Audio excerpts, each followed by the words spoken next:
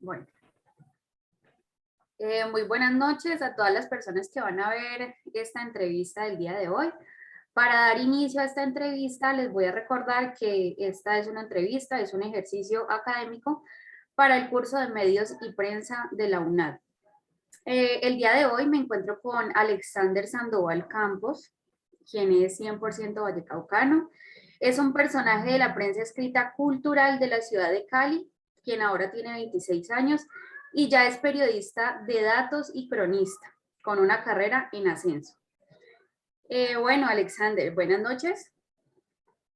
Y Hola, Luisa, ¿cómo estás? muy bien, gracias. Bueno, quiero que me cuentes un poco más de ti, cómo ha sido este proceso y a qué te dedicas actualmente. Bueno, fíjate, para empezar, en el orden correcto de mis apellidos es Campos Sandoval, pero no me gusta mucho Sandoval Campos porque, de hecho, ha tenido más presencia mi mamá que mi papá en todo este proceso, así que tengo más por agradecerle a su apellido. Pues fíjate, yo em, quería ser médico hasta que estaba en el grado 11, o bueno, creí que quería ser médico, un poco por esas influencias pues paternas que uno tiene de estudiar esto, que es la plata. Pero estuve muy bien orientado, digamos, por mis profesoras, por gente que era cercana a mí, para hacer talleres de escritura y de redacción, entonces siempre me ha gustado mucho escribir. Y una semana antes de que llegaran los resultados de las pruebas de ICFES, eh, fui a una charla de un periodista bogotano llamado Cristian Valencia. Él trabaja en El Tiempo y él se acababa de ganar una beca como de 40 millones de pesos para escribir una nota, una novela que tenía él basada pues en su trabajo periodístico. Entonces en ese momento yo me di cuenta que se podía vivir de esto realmente, porque yo nunca había contemplado el periodismo como una opción de vida. Empecé a leer el trabajo de Cristian, que era sobre todo de crónicas, pero no crónicas a la vieja usanza pues de lo que se publica en los periódicos, sino crónica literaria y muy centrada pues en los aspectos de la vida de él y en la cultura de Dinamarca. Entonces, bueno, yo en ese momento cuando empecé a ver y a hacer cuentas dije, bueno, es que la verdad no tengo nada que ver con la medicina, yo lo que quiero hacer es escribir y tampoco quería estudiar literatura. Dije, no, pues es que los literatos aquí salen que para estudiar libros, yo no quiero estudiar libros, quiero escribir. Y un trabajo que me mantiene la mano caliente, pues que sería el periodismo, que te hace escribir todos los días, ¿no? Entonces ahí lo decidí y me metí a estudiar y pasé de una a la Universidad del Valle y bueno, ahí estudié, ahí tuve la oportunidad de presentar, pues de desarrollar pues mi escritura, tanto de ficción como del ámbito periodístico. Y bueno, ahí ya pues gané un par de reconocimientos y trabajé en mi trabajo de grado, que es una novela de no ficción, ¿no? Entonces es como que finalmente logré cerrar ese círculo por el que entré, ¿no? Eh, como hacer un trabajo escrito de largo aliento y bueno, basado en mis propias vivencias. Sí, sí, yo estuve averiguando un poco de eso. Pero no adelantándome al tema, quiero que me respondas para ti qué significa el periodismo cultural.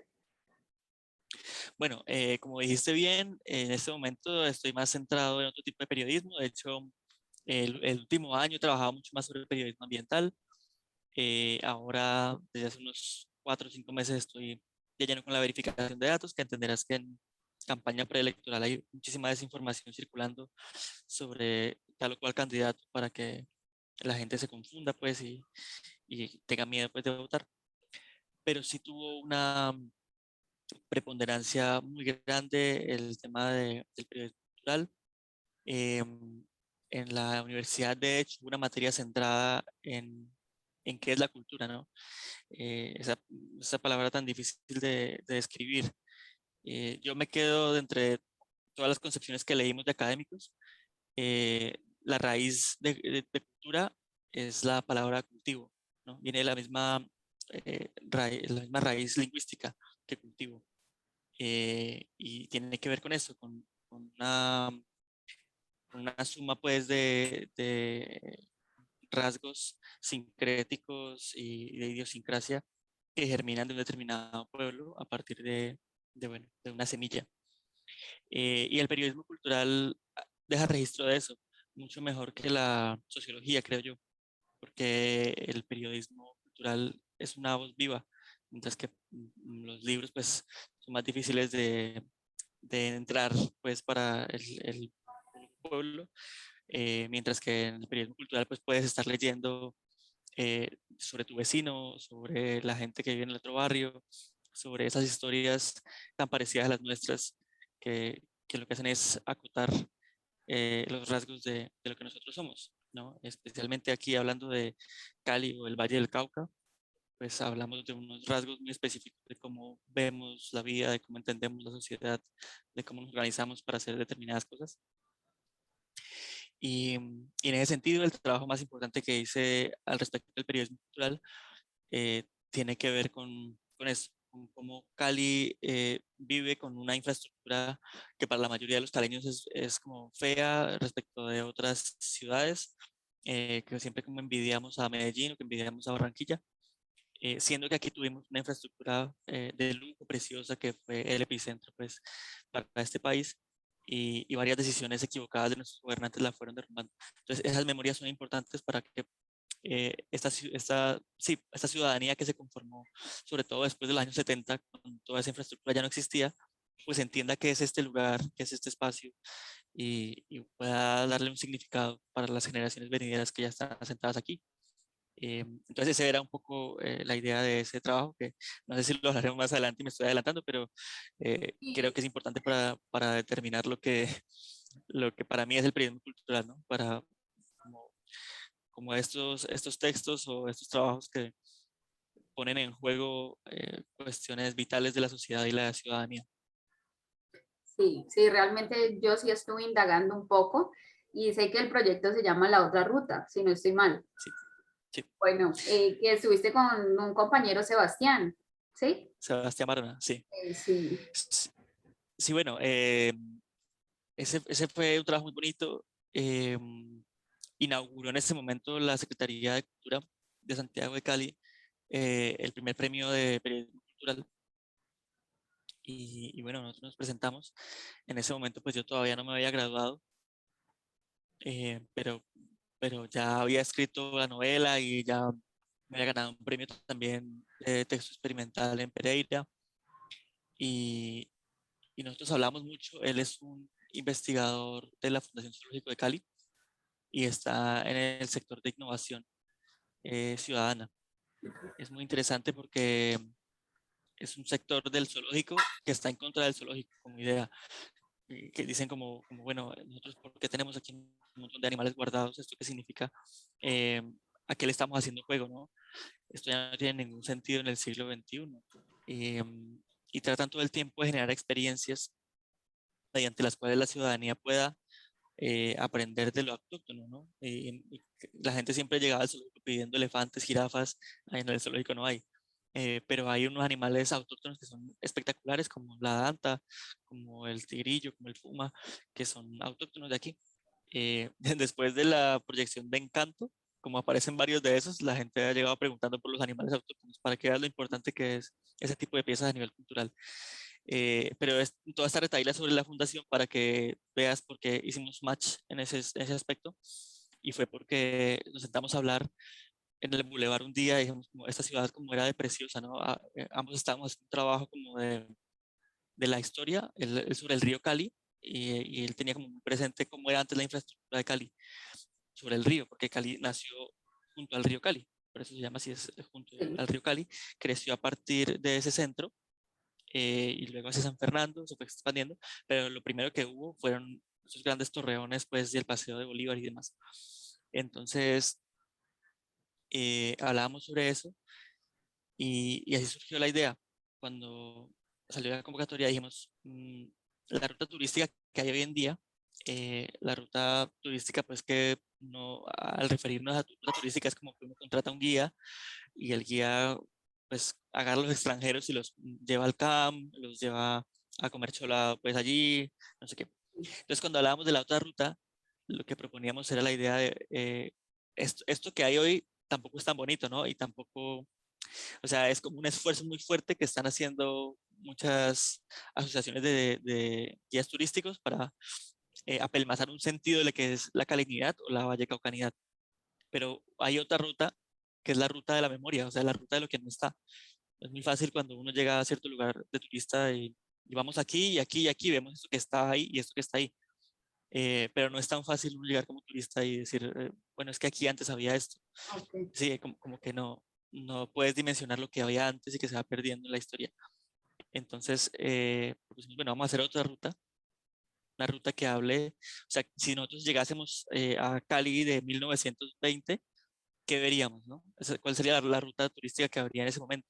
Entonces, nos ideamos la idea de, nos ideamos la idea, valga la redundancia, ideamos pues la propuesta de reconstruir a través de textos y de fotografías Ok.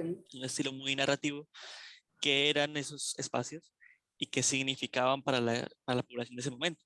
Entonces, ves, por ejemplo, eh, unas cuestiones bastante interesantes, como que el Hotel Intercontinental, donde se ha hospedado pues el jet set colombiano e internacional, ¿no?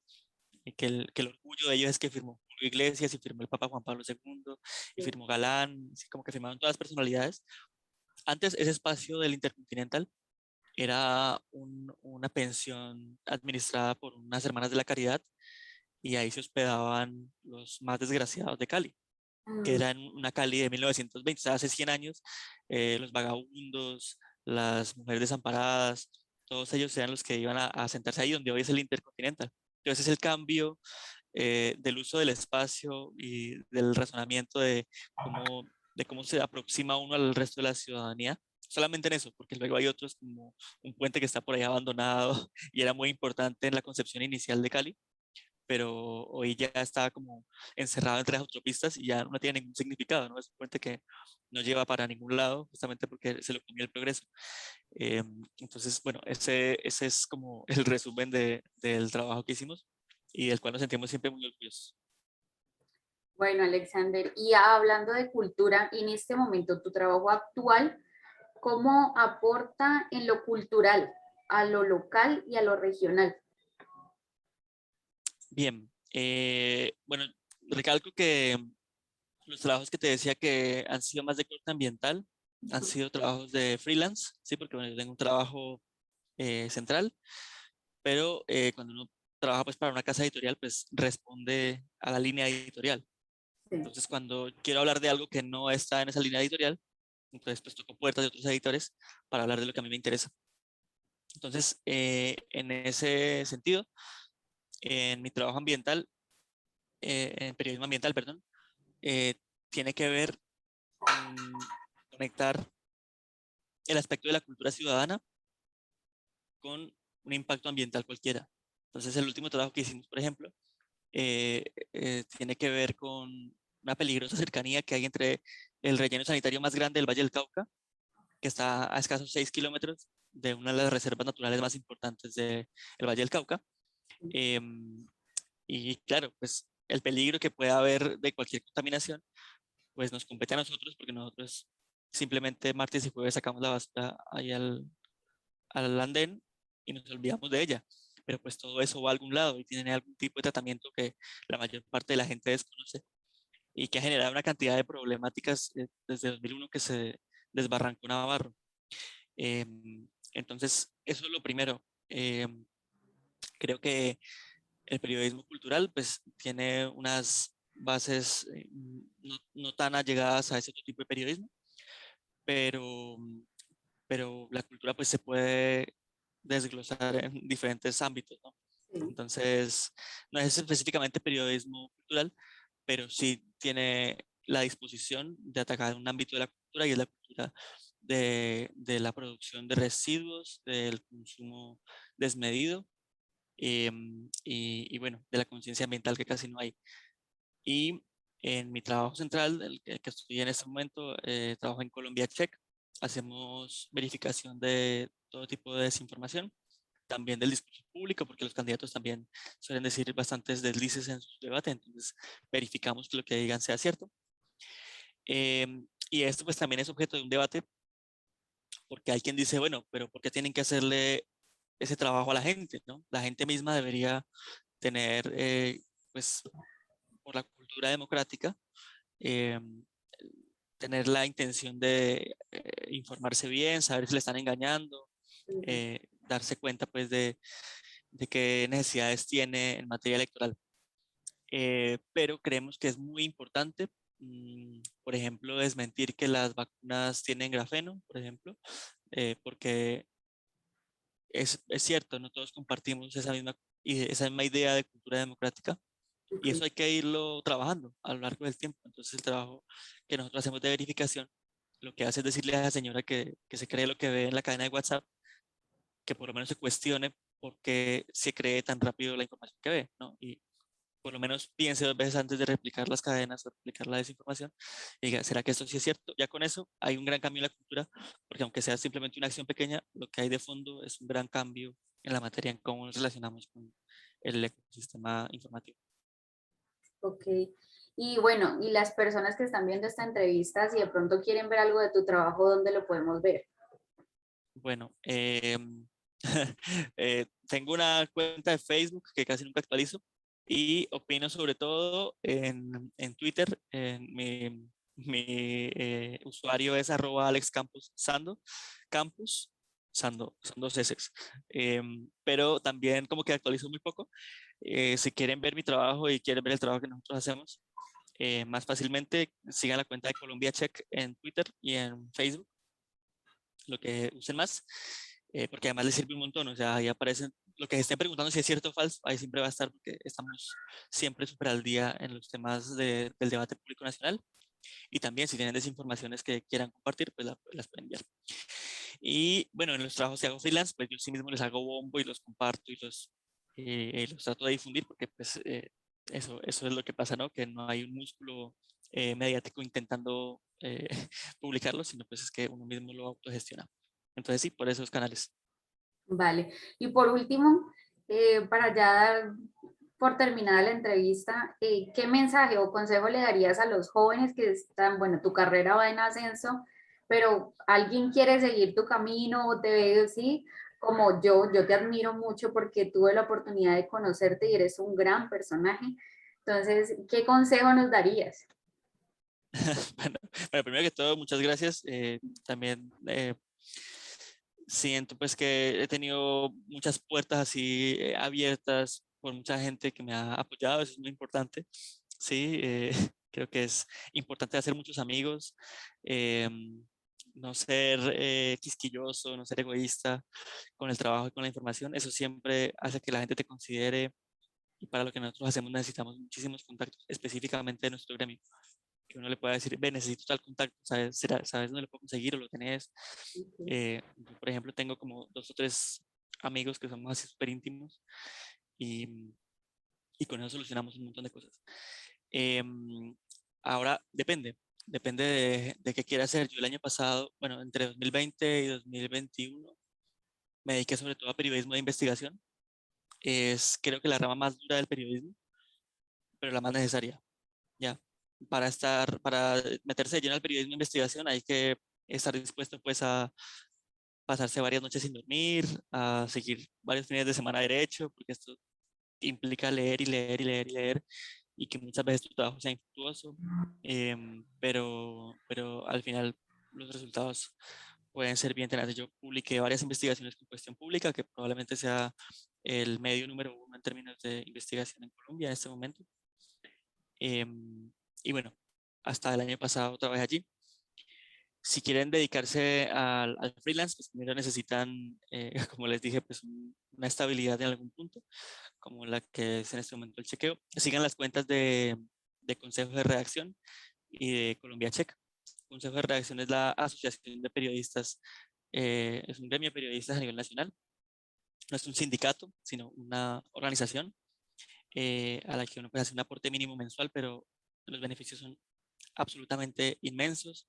El año pasado viajé varias veces a Bogotá, en noviembre viajé a Leticia, en Amazonas, invitado todo por Consejo de Redacción, justamente por el trabajo que he hecho. Todo el tiempo están publicando becas, todo el tiempo están publicando convocatorias para quienes no podemos dedicarnos pues de lleno a lo que quisiéramos, eh, podamos hacer ese tipo de trabajos freelance y sentirnos muy orgullosos de ellos con editores también espléndidos.